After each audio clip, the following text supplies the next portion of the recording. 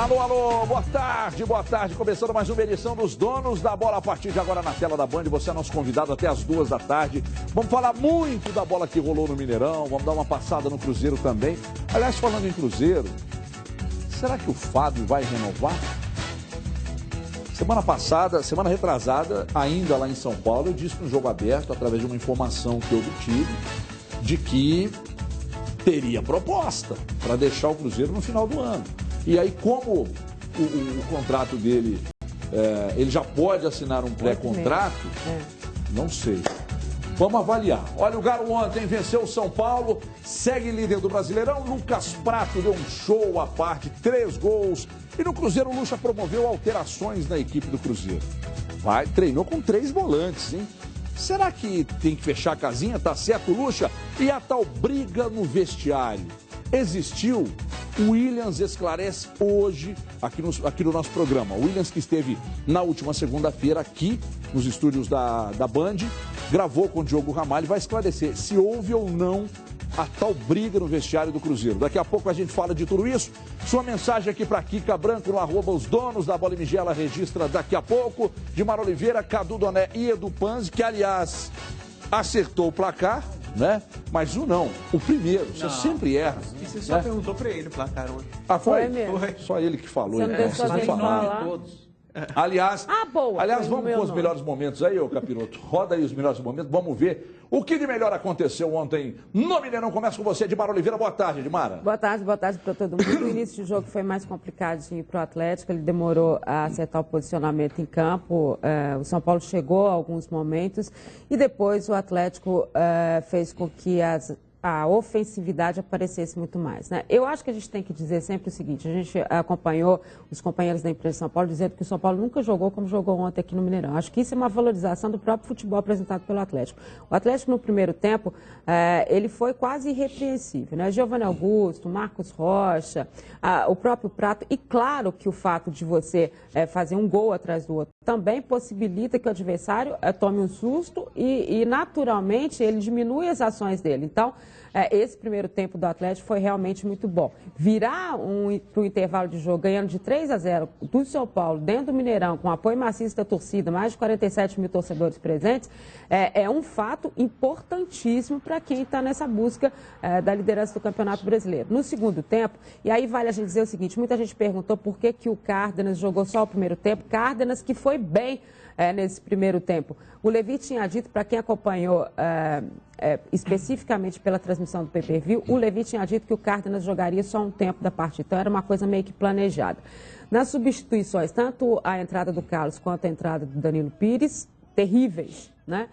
Vale, claro, a explicação sempre de que o treinador também... O Levi admitiu, né? Ele admitiu, e mais do que isso, ele falou: olha, eu faço a substituição. Nem sempre também eles rendem aquilo que eu espero. O jogador, às vezes, a gente combina determinada coisa e não acontece. E aí o Atlético caiu muito de produção. Mas, de um lado, a gente tem que pensar o seguinte: o Atlético se mostra cada vez um time mais maduro, né?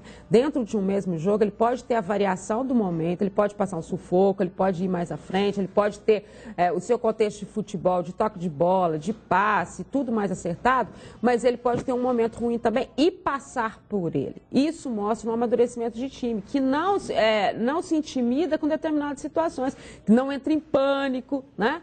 Isso é um amadurecimento de equipe. Então, nesse contexto, eu acho que foi, além de tudo, um grande jogo. Muito bem. Cadu, eu estou sentindo que vocês estão muito desanimados. O que aconteceu? Por que vocês estão tão desanimados a gente assim? dormiu Cadu, tarde, vamos lá, né? Cadu. Você acha que ontem foi a prova de fogo do Atlético, que enfrentou um time que, se do meio para trás tem suas limitações, do meio para frente é extremamente qualificado? Encheu o meio-campo no 3-5-2 e está lá. Deu muito trabalho. Você acha que foi a prova de fogo do Atlético contra um adversário com qualidade muito grande à frente? Ou seja, as dificuldades que o Atlético passou ontem, principalmente a defesa do Atlético passou ontem, foi a prova de fogo? Ou você consegue olhar para outro time com a mesma qualidade nos homens de frente, Cadu? Boa tarde, ídolo. Boa tarde a todos. Olha, acho que o Atlético não precisa de a gente escolher um jogo para falar que foi prova de fogo. Prova de fogo tem sido o campeonato como um todo. Eu tenho dito nos últimos dias, Everton, que o Atlético coletivamente, em termos de conjunto, é com alguma folga o melhor time do campeonato. Que a diferença de 2 pontos na tabela para o Corinthians Corinthians não reflete exatamente a disparidade entre as duas equipes. Se a gente fosse analisar a qualidade do futebol de cada um, a consistência, a regularidade, o convencimento de cada um desses dois times, a vantagem era para ser superior a 2 pontos. Isso tudo por causa do conjunto.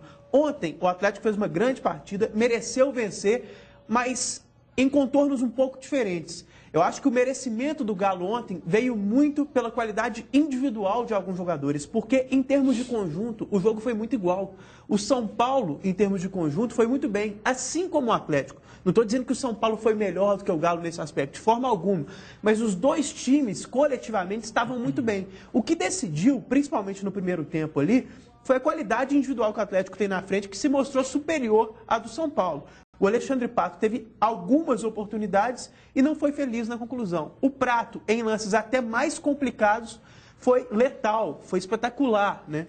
Então, acho que essa qualidade individual do atacante do Atlético ontem, do Giovanni Augusto para dar 2 assistências, do Marcos Rocha para dar um passe perfeito, acabou decidindo um jogo que foi muito bom no primeiro tempo e que coletivamente teve as duas equipes funcionando. Mas o Galo lá na frente teve uma qualidade superior para decidir. E eu tenho dito nos últimos dias também que o Lucas Prato, ao lado do Guerreiro, é com folga hoje o melhor centroavante em atividade do Brasil.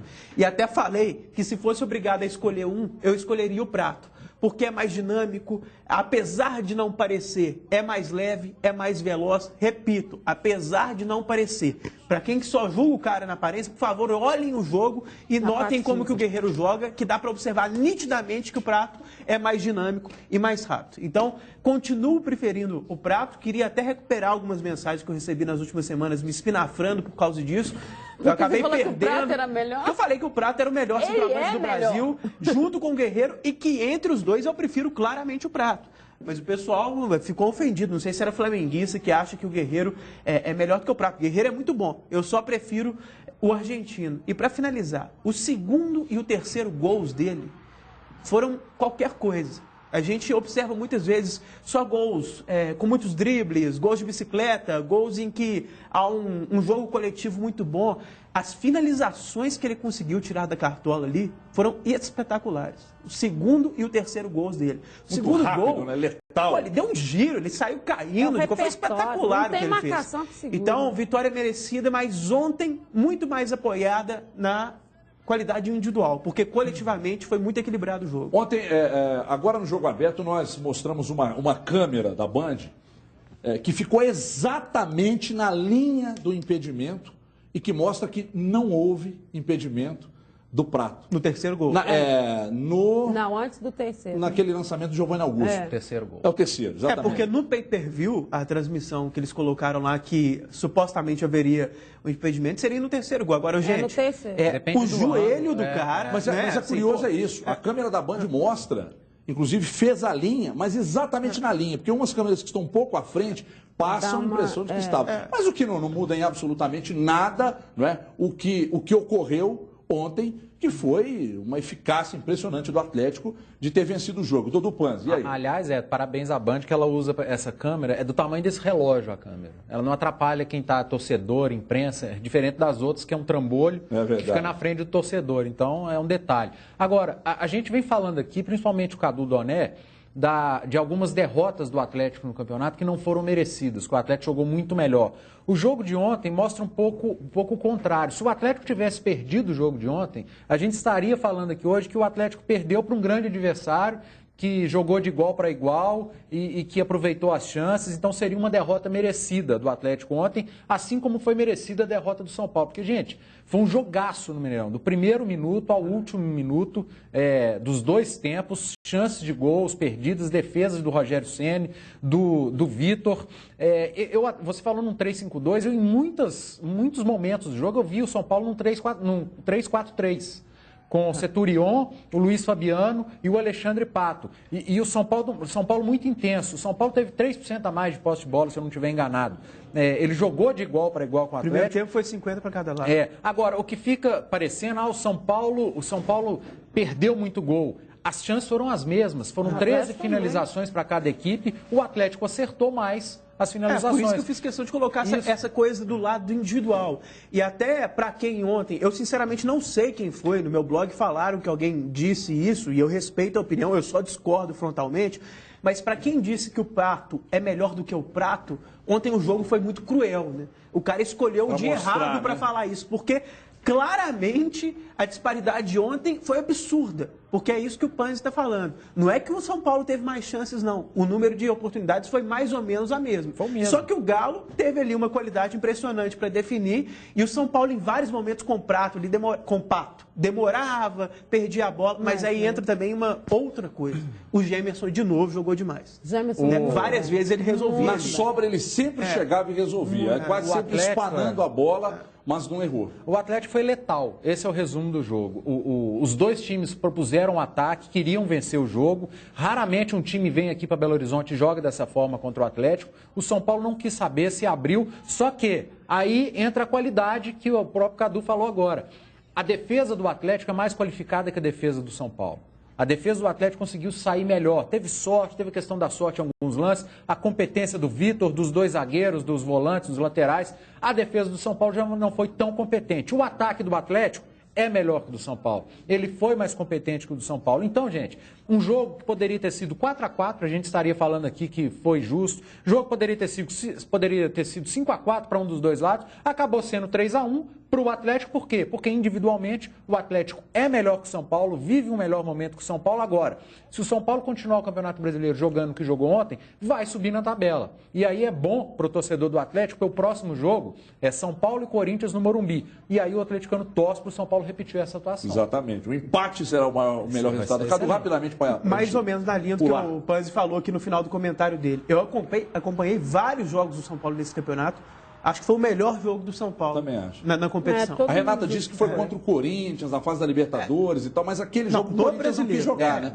O brasileiro foi. Não, aquele jogo não foi. O Corinthians não quis jogar. Dois expulsos, né? O Corinthians não quis jogar. Ativo. Olha, a gente volta para falar mais sobre o jogo de ontem daqui a pouco, porque agora vamos para a hora mais gostosa do programa, que é a hora do pão de queijo Tidelso. Esse é o melhor, é o mais gostoso. O inverno chegou, pessoal, e nada melhor nesse friozinho que comer um pão de queijo com café bem quentinhos, aliás, os dois quentinhos, é uma maravilha. Então é o seguinte, você que gosta de comer um pão de queijo Tidelso quentinho, preste atenção nesse recado aqui. Tradicionalmente mineiro, saboroso, há mais de 15 anos no mercado, o pão de queijo Tidelso é o mais saboroso, como eu já havia dito, e agora eu vou mostrar para vocês o biscoito palito, que também é produzido com a qualidade Tidelso. O biscoito palito Tidelso é muito saboroso, leva bastante queijo canastra, que é o melhor queijo do mundo, e o famoso queijo provolone. É ideal para padarias e lanchonetes, e trabalhamos com produtos padronizados, somos especialistas nesse tipo de segmento.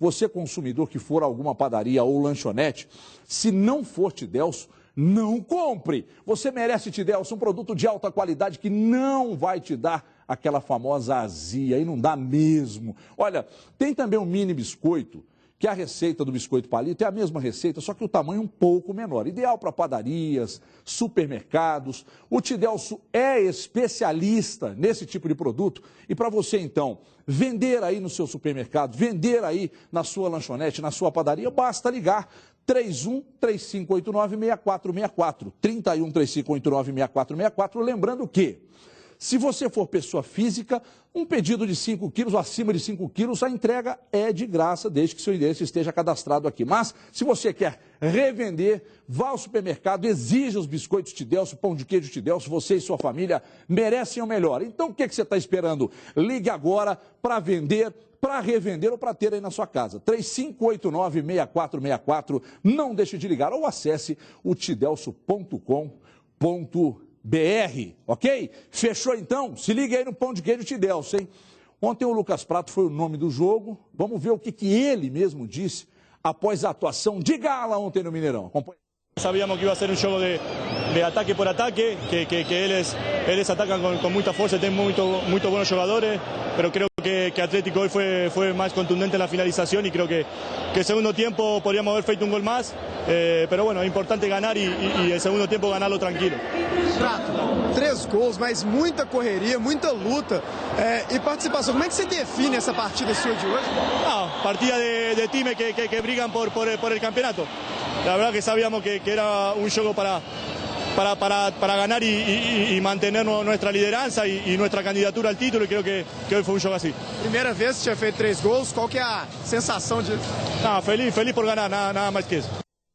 Tá aí então, o Lucas Prato, é impressionante a condição que ele joga de não inventar. Do jeito que a bola vem, ele dá um jeito de arrematar, ele não perde tempo. Talvez é porque ele reconheça a limitação, né, de não ter habilidade, então a bola chega. Eu acho que ele tem habilidade. Não, ele tem habilidade. Mas ele não é como jogou na O jogo dele é diferente do que a gente está acostumado aqui no Brasil de chamar de jogo de categoria, de classe. Ele é uma classe diferente, ele é muito objetivo.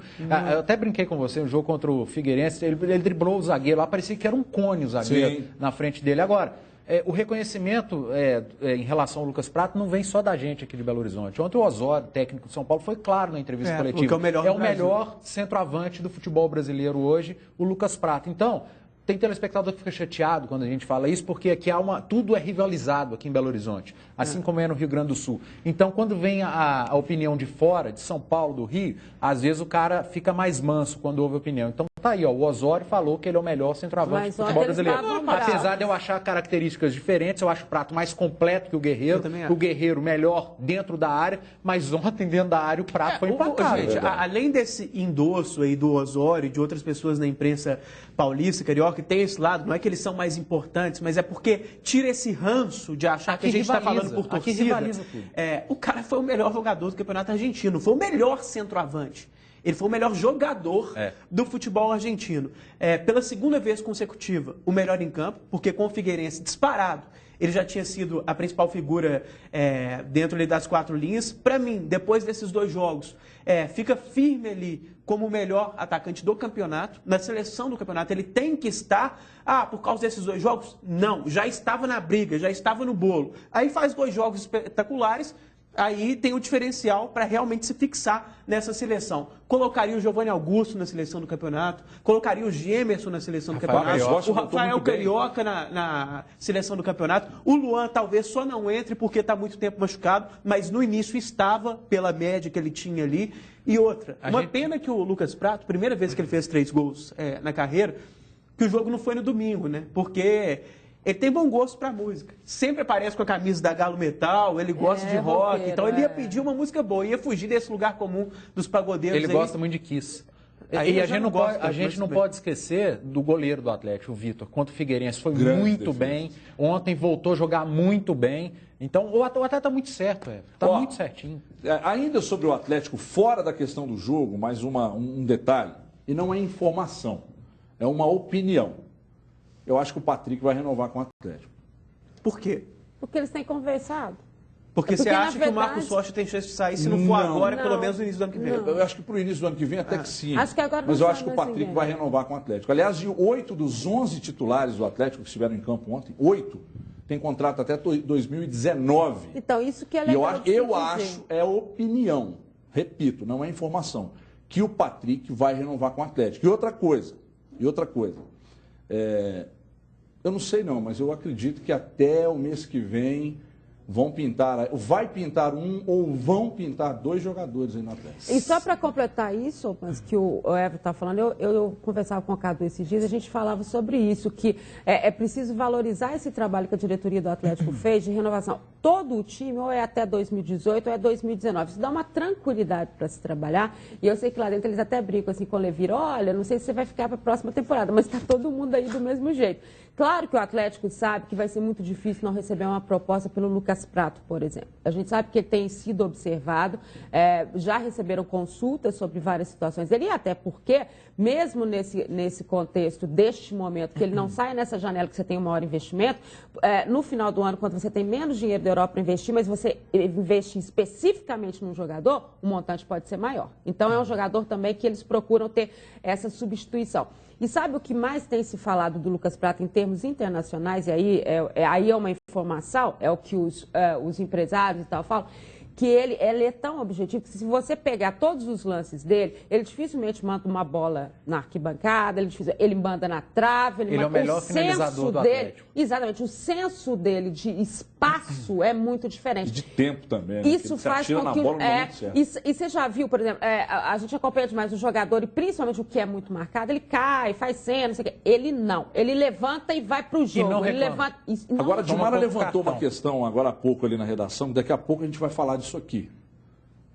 Se o Guilherme entra em campo ontem, ele completaria o 7º jogo. E ele não como entrou. Josué, mas jogadores que habitualmente não entram... Não tinha como ele entrar. Não, tudo bem. Não, eu também ontem, taticamente, não era. Mas a Dilmara levantou essa questão. E nem foi escalado. Acho que vale uma discussão em cima disso. Claro. E daqui a pouco a gente fala disso, porque agora, preste atenção que o recado é para você que tem ou já teve financiamento de carro ou imóvel. Sabia que você pode estar pagando juros abusivos? Sabe como é que você vai saber se existem irregularidades no seu contrato? Ligando agora nesse telefone que está aqui na sua tela. Um consultor altamente preparado está aguardando a sua ligação e você não pode perder tempo.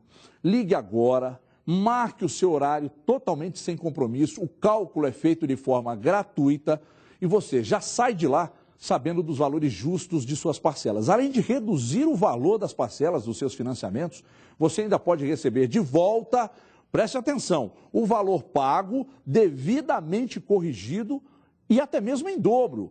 Então, se você tem ou já teve financiamento e já perdeu muito dinheiro pagando juros abusivos embutidos no seu contrato, não perca tempo. Ligue agora 2559-8877, tem o WhatsApp também 95888877, fale para os seus amigos, entre em contato, ligue, chame no WhatsApp e pare de pagar essas taxas indevidas, ok? 2559-8877, 9588-8877. Olha, daqui a pouco a gente volta para falar do Atlético, mas ontem o Williams falou aqui no programa. O Williams esteve aqui na última segunda-feira, bateu um papo com o nosso Diogo Ramalho, e ele vai falar agora, será que existiu a tal briga que muita gente comentou entre Luxemburgo e o lateral Fabrício no vestiário? Uma curiosidade, o Fabrício conta agora para o nosso repórter Diogo Ramalho e você vê agora nos Donos da Bola. Eu estava no doping, né? Então comigo não aconteceu nada. E o que aconteceu dentro do vestiário, acho que foi para acertar mesmo ali, né? Tem alguém falando tal, mas não teve nada disso, não. Acho que o grupo tá fechado e agora é só trabalhar intenso para poder voltar a vencer e sair dessa situação que só nós pode fazer isso. Quando um time como o Cruzeiro, que vem de 2 títulos e do tamanho do Cruzeiro, começa a oscilar muito dentro de um campeonato, e aí vem também a desconfiança de uma zona de rebaixamento, muito se questiona do ambiente dentro do clube, se há algum problema, mas então os resultados não estão vindo, mas o ambiente é tranquilo, não? Não, os resultados não estão vindo, acho que o trabalho que a gente vem fazendo, né? Bola não entra, então... tá tudo tranquilo dentro do clube, nosso grupo é muito unido, tem as pessoas, nós mesmos ali se respeitam muito. O grupo está fechado com o Luxemburgo, está todo mundo unido no mesmo intuito de tirar o Cruzeiro dessa situação e buscar, quem sabe, uma vaga aí no G4? Oh, com certeza, o grupo está unido sim, né? Todos estão ali porque nós temos que se ajudar. Se tiver essa discussão picuinha, então a gente não vai conseguir sair da situação. Então o grupo está unido, estamos trabalhando forte para poder voltar a vencer e dar alegria para o torcedor. Bom, então tá aí. Ele estava no doping e não viu nada. Ele não viu nada. Teve uma parte também, mas às vezes foi coisa de jogo e tal. O fato é que é um negócio que... Mas desmentir uma coisa, falar que foi coisa de jogo é outra. Não. É o tal negócio. Se existiu uma discussão de jogo e tal, mas estava no doping, etc. e tal. O fato é que essa coisa, dentro do Cruzeiro, ninguém deu informação disso, né? Normalmente dá uma vazadinha, tem um jogador que conta para um amigo, que é amigo do amigo, e essa coisa... E não, isso cresceu nas redes sociais, então, sinceramente, não sei. Mas, independentemente de ter acontecido ou não, ele disse que estava no doping, que não viu e tal, que se aconteceu alguma coisa foi de jogo e tal, que o clima está normal e está bacana no Cruzeiro. Não precisamos falar do próprio papel do Williams dentro desse Cruzeiro. Começa com você, Edu. Essa questão aí, se o Cruzeiro não fala nada, se o próprio jogador desmente, para que eu vou perder meu tempo falando o Cruzeiro, comentar em cima de boato? O Cruzeiro soltou uma nota um dia depois do boato, ou 2 dias depois. Desmentindo. Desmentindo, uma nota bem protocolar. Até porque quem trabalha no Mineirão, no Independência, nos CTs, se tem um gritinho a mais, todo mundo ouve, gente. Então, bobagem isso. Agora, questão da volta do Williams, você falou aí em uma possibilidade de 3 volantes no Cruzeiro para o final de semana. Gente, o problema do Cruzeiro não é do meio para trás. O problema do Cruzeiro é do meio para frente. A defesa do Cruzeiro está muito bem, obrigado. A média da defesa do Cruzeiro é a mesma do time bicampeão brasileiro. Só perde de 1-0. Mas você questionou ontem, provando através de números, que o Henrique não está bem. Sim, o Henrique, não é questão do Henrique não estar bem. Ele caiu de rendimento. Para mim, ele é o meu titular ao lado do Williams. É a mexida que eu faria no sistema defensivo. Talvez colocar o Mena na esquerda, apesar de eu preferir o Fabrício, a minha opinião vai contra a do pessoal daqui, que eu acho que o Fabrício, em termos ofensivos, ele é mais importante e hoje o Cruzeiro está precisando muito mais disso do que se requalificar na defesa, porque a defesa vai bem. Do meio para frente é que eu acho que o treinador tem errado, tem optado por jogadores piores tecnicamente do que aqueles que ele tem deixado no banco. O jogo contra o São Paulo é um exemplo muito claro disso. O banco do Cruzeiro, do meio para frente, era muito superior ao Cruzeiro dentro de campo, do meio para frente. Aí eu acho que foi um erro do Luxemburgo. Ele está tendo aí uma semana para reavaliar isso, e a minha preocupação o treinador deve focar o Cruzeiro do meio para frente, repetir o time do meio para frente, não toda rodada ficar mudando.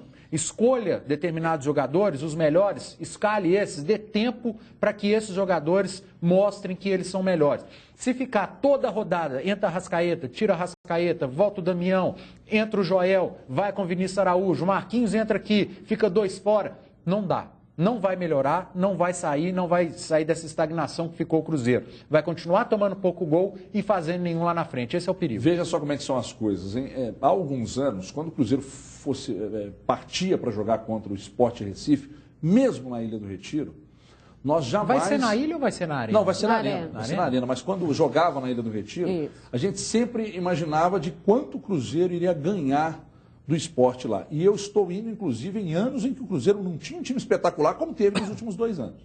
Né?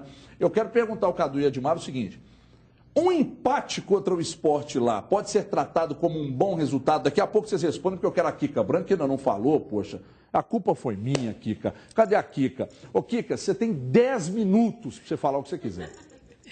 Tudo bem? Boa tarde. Bom, o torcedor do Cruzeiro aqui tem algumas perguntas. O que vocês acham das folgas extensas, mesmo com os resultados negativos, se isso é uma boa estratégia? Por que o Neilton não tem chance nesse time? Se vocês aprovam o esquema de 3 volantes para o próximo jogo? E o William Douglas aqui criticando também. Não é possível que o Lucha vai insistir com o Paulo André. Então tem essas questões aí dos torcedores cruzeirenses. Daqui a pouco eu volto com as perguntas do Galo. Muito bem. Só explicando, o Neilton já foi embora, né, foi para o forte tradicional Botafogo. Exatamente. Vamos trabalhar em cima dessa pergunta que eu fiz primeiro. E achei interessante essas que a Kika passou ali também. Vocês podem avaliar 10 segundos para cada. Rapidinho, 3 volantes não. Acho que o Cruzeiro já mexe demais. Seria surreal mais uma alteração. O Cruzeiro troca toda hora, tanto em termos de esquema e principalmente com relação... está falando aqui que vai com 3. O treinamento. Mas não está na hora, Ídolo, de fechar a casinha? Mas só tomou 13 gols. É porque se fechando ainda mais, vai perder de 1-0, vai perder derrota. Você se fecha bem, dá uma sustentação para a defesa e solta esses homens de frente. Para jogar contra eles, tem uma sugestão, vou citar ele de novo, o Alisson de Formiga, nosso amigo, está propondo uma coisa interessante, que é testar o Fabrício como segundo volante. O Fabrício, lateral esquerdo, como segundo volante. Eu acho interessante, mas não faria isso. Colocaria a você dupla sabe que como... tem treinadores, tipo, desculpa te interromper, eu acho até um pecado te interromper, que você sempre tem avaliações muito inteligentes, pertinentes e assais relevantes. Mas você sabe que tem treinador que tem tara com volante canhoto, né? É verdade. O cara é o volante canhoto, o volante canhoto. De repente... E na verdade, o teste no sentido de ser aplicado ao Cruzeiro, porque na carreira ele já jogou assim. Quando ele chegou, muita gente falava, o Fabrício pode ser... Assim? Já jogou. Já me lembro. Tanto que ele já jogou até de meia pela esquerda, que aí eu acho muito. Ele não tem habilidade suficiente para ser meia. Mas para ser um volante, talvez no esquema com 3 volantes, aí ele pode ser um desses 3. Poderia ser menos ruim do que colocar o Charles, por exemplo, numa trinca de volantes. Mas de qualquer maneira... Henrique, Williams e Charles, né? Que é a tendência que ele deva colocar. Para mim, o time seria o seguinte, para esse jogo domingo aí. O Williams e o Henrique de volantes, uma linha de 3 com a Arrascaeta na esquerda, o Gabriel Xavier centralizado e o Marinho na direita. Peraí, vamos lá, Arrascaeta. Não tem nenhum deles. Arrascaeta pela esquerda. Pela esquerda, o Gabriel Xavier centralizado e o Marinho na direita. E o Marinho na direita. E lá na frente, para mim, o Joel tem preferência, o segundo, o Vinícius Araújo, e o terceiro e o último, o Leandro Damião. Seria o meu time. Damião, como é que vocês tiram ele do time assim? Eu ele vinha tão bem, de ele. repente ele jogou jogos mal. Eu sei que ele foi muito mal nos jogos, inclusive fazendo um gol em quantos jogos?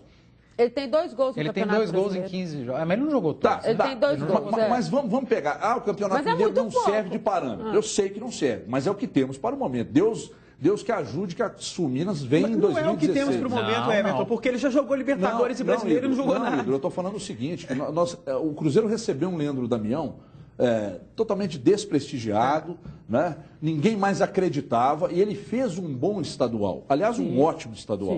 Né? O Cruzeiro não foi campeão, então começou o Brasileiro, ele teve uma queda de rendimento, mas a culpa foi única e exclusiva. Eu estou defendendo, é só um questionamento. A culpa é dele? Claro ele teve uma queda ou o Cruzeiro todo teve e ele foi junto? Eu não escalaria o Leandro Damião. Eu acho que o Joel é melhor, é mais dinâmico, é mais veloz. Não estou entrando no mérito da parcela de culpa dele, não é isso. E tem uma coisa que eu vou recorrer ao raciocínio que o Panzi utilizou no início do programa para falar do Prato. Quando a gente diz aqui, sempre há esse ranço, torce para A, torce para B. Gente, o Leandro Damião é motivo de piada na imprensa nacional. O Leandro Damião é tido e havido como a pior contratação da história do futebol brasileiro. Isso não é minha opinião, isso é um fato. Isso é colocado. Não estou falando que a imprensa de fora é melhor, que eles são os donos da verdade, não é isso. Eu estou citando para fugir desse ranço que em Minas tem perseguição com o time A, com o time B, que vocês torcem para o time X, para o time Y. Pessoas que não são mineiras, que não são de Minas, antes de ele vir para o Cruzeiro, já colocavam o Leandro Damião como grande mico dos últimos tempos no futebol brasileiro. Talvez à frente até do Alexandre Prato. Os dois brigavam por esse posto, de contratações caras que não renderam nada. Quando vocês elogiavam aqui o Prato, relacionando e fazendo uma comparação ao Leandro Damião, muitos torcedores do Cruzeiro, inclusive, agrediam, falam, vocês estão sendo parciais, o Damião é muito melhor, porque o Prato não faz gols e tal. Não é, eu não escalaria o Leandro Damião no time titular do Cruzeiro, voltaria a jogar no 4-2-3-1, que era o esquema utilizado pelo Marcelo, e repito, eu acho incrível que, tendo claramente um dos problemas do time, o excesso de mudanças, ele vai mexer de novo, não só na escalação, como no esquema. Né? Vai continuar nesse samba do crioulo doido, vai continuar sem o mínimo de sequência. Para mim, mais um erro do Vanderlei Luxemburgo. E volta com o Alisson. Você defende a volta do Damião? Não, sem o Joel, para mim, é o Leandro Damião. Eu acho que a responsabilidade tem que ser dada a ele. Eu acho que ele é o jogador que tem que carregar essa responsabilidade. Por mais que eu concorde com isso que o Cadu falou, e quando ele veio, nós dissemos, ele não jogou nada no Santos, ele não jogou nada, ele vai ter que provar uma série de coisas, né? A responsabilidade é dele neste momento. Eu acho que você jogar a responsabilidade para cima do grupo também é necessário. Por isso eu fui contra o que o Gilvan falou lá em São Paulo depois do jogo. Você tira a responsabilidade de todo mundo. O que ele falou? Ele falou que era normal. E depois ele falou uma coisa pior, né? Ele falou que está em evolução. Isso aqui é tudo errado. E você tirou a responsabilidade. Nesse esquema, além de mudar o esquema, você vem com o Alisson, que é uma situação completamente diferente de jogo. Né? Ele manteve o Vinícius Araújo na frente, mas ele vem com o Alisson, que tem um outro contexto. Ou seja, aprender a jogar nesse time também é muito complicado. Tenho certeza que qualquer homem de frente do Cruzeiro também tem dificuldade de se acertar com quem está fazendo a armação desse time. Então, e além das mudanças nas laterais, além de tudo isso, ou seja, é um Cruzeiro totalmente diferente, de novo, contra o Sport. Isso tá pegando. Falamos com o empresário do Leandro Damião ontem. Sim. E ele disse o seguinte, ele disse o seguinte, não, empresário, caramba. Não, mas é porque você lembra que... Não, lembro bem, mas não, Damião, ele depois não vai disso, pro Mônaco? Deu um efusivo abraço no Damião e tal. E ele me disse o seguinte, ou nos disse, né, porque estávamos numa conferência a 3. Ele disse o seguinte, proposta oficial ainda não chegou. Teve mas sondagem, se chegar ainda nesta janela, ele pode sair do Cruzeiro. Ponto. No mesmo instante, Modesto Roma Júnior estava dando entrevista para a Rádio Bandeirantes de São Paulo. E aí esse nosso amigo, essa nossa fonte, disse, presidente, o empresário disse isso, isso e isso. E aí? Aí o Modesto se levantou e disse, se Deus quiser.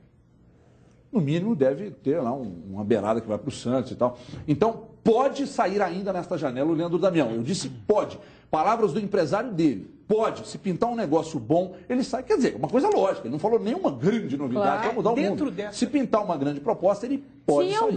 E que existe uma insatisfação natural do jogador, porque está no banco e tal. Corta o Cadu, você fala daqui a pouco, Cadu, porque o tempo é exíguo. Meu amigo, preste atenção, que meu recado hoje é direcionado. Você que é motorista, secretária, trabalha com telemarketing aí, como o Edu em horas vagas. Você que, depois eu explico o que ele faz em horas vagas.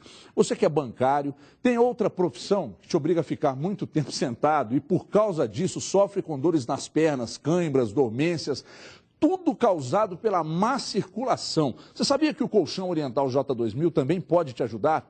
E não é brincadeira não, inclusive melhorando a sua vida sexual.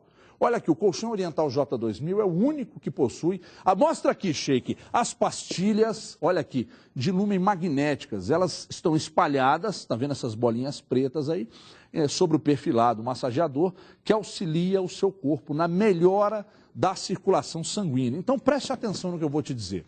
Além disso, ele relaxa a sua musculatura, previne dores, induzindo inclusive ao sono profundo. E é um sono que é chamado reparador. Inclusive, nós temos mais um depoimento. Põe mais um depoimento na tela aí, por favor. Meu nome é Felipe. Eu sentia muitas dores nas costas, minhas pernas inchavam, eu tinha muita má circulação. Mas assim que eu passei a usar o colchão oriental, essas dores pararam 100%.